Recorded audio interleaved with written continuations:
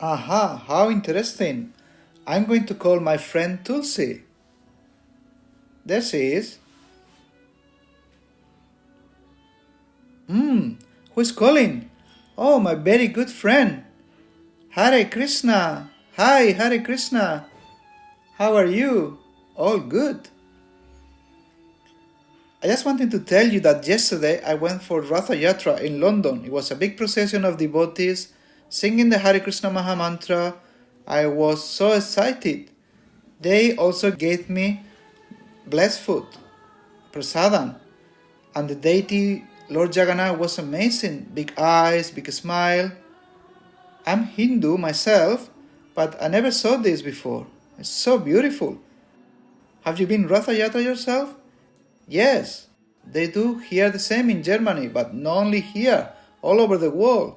They do in Russia, they do in France, they do also in America. Yeah, I was so excited. I learned so much. Let me ask you, did you read Bhagavad Gita chapter 7? Yes, I read chapter 7 to 10. I was so enchanted that I was keep reading and reading.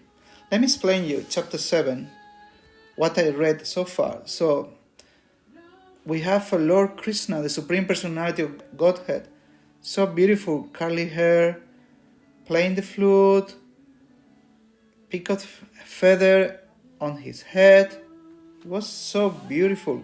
Lord Krishna said that you can do devotional service simply by offering some water, fruit, flower, and something else I don't remember. Yes, you can offer a tulasi leaf. Yeah, that's right, tulasi leaf. So you offer with love, and then he reciprocates with love too.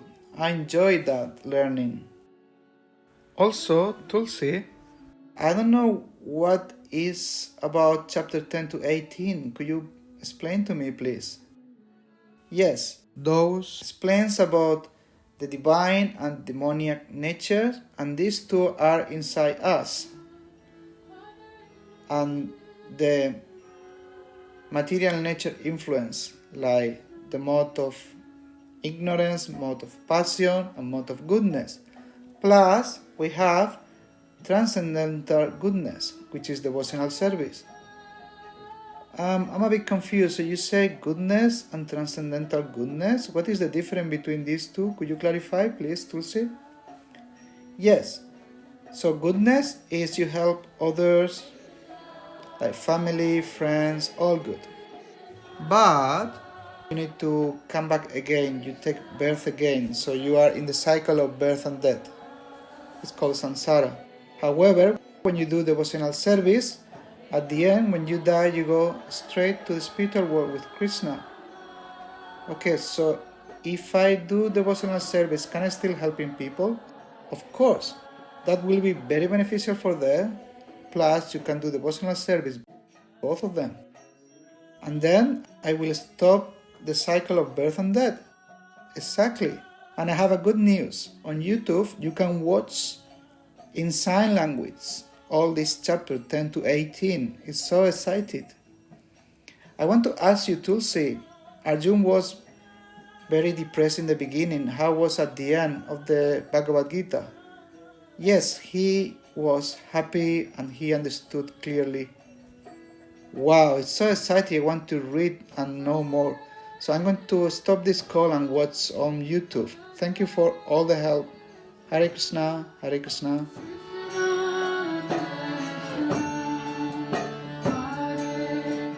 Hare Krishna, Krishna Krishna, Hare Hare, Hare Rama, Rama Rama, Hare Hare.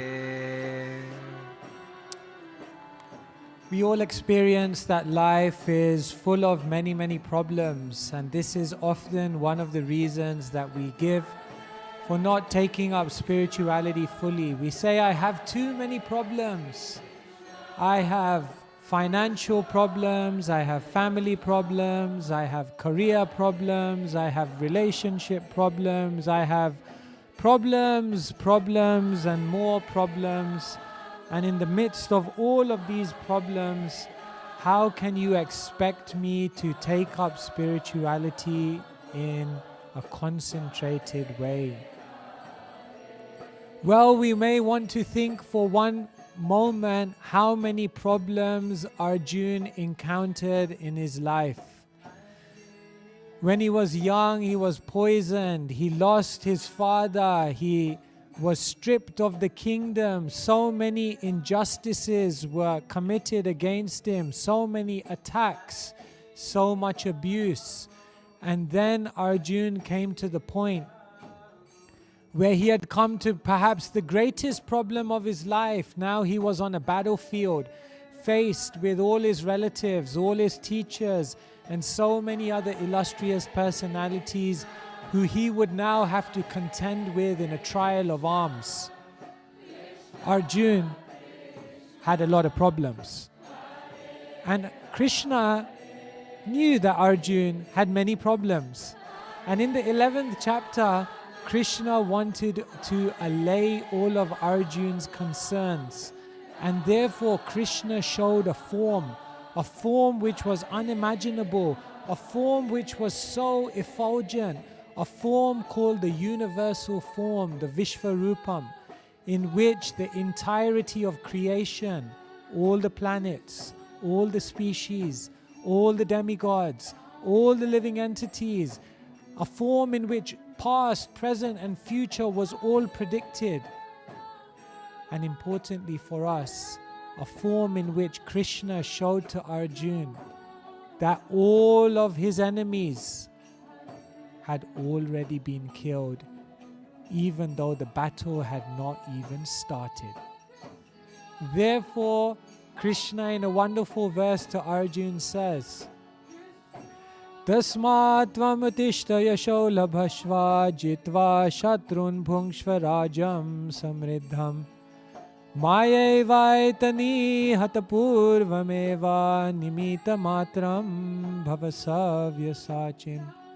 Krishna says, look Arjuna, all of your enemies, all of the obstacles have already been killed by my grace, and therefore nimita matram bhavasavya sachin, all you have to do Arjuna is now become my instrument. This is amazing. Problems appear in our life. We learn from them. We grow from them. And then Krishna ultimately takes away each one of those problems.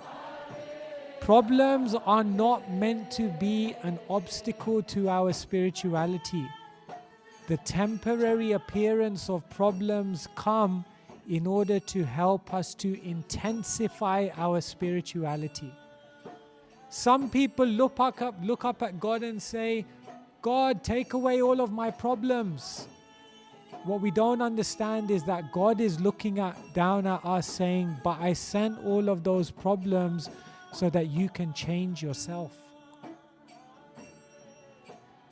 The problem is not the problem. The problem is our reaction to the problem. There were two boys who had an alcoholic father. One of them turned out to be an alcoholic, and another one turned out in his life never to drink one drop of alcohol. This was fascinating. So they went and asked the alcoholic son, why did you become an alcoholic? His answer, I watched my alcoholic father. They went to the other son who never drunk one drop of alcohol in his whole life and asked him, why did you abstain from alcohol for your whole life? His answer, I watched my father who was an alcoholic. They both saw the same thing. They both experienced the same thing. They both went through the same thing. But the result was very, very different because their reaction was very, very different. In the 11th chapter, Krishna is saying these obstacles and problems, just see them as a stepping stone to your success. Some people see problems in opportunities, but other people see opportunities in problems. And therefore, if you're in this spiritual mindset, then you'll see that there is nothing which is disturbing or impeding your spiritual journey. You simply have to learn how to react. And Krishna says, I am there. I am there to help. And Krishna shows, I've resolved everything. Simply now, Nimitta matram bhavasavya sachin. Now just become an instrument and act in my plan. And in this way, the excuse that I have too many obstacles and problems is not a very good excuse, because Krishna knows. Krishna has sent those, and Krishna will give you the power to overcome those, and Krishna will give you the intelligence to use those in such a way that you grow as a person and grow in your spirituality.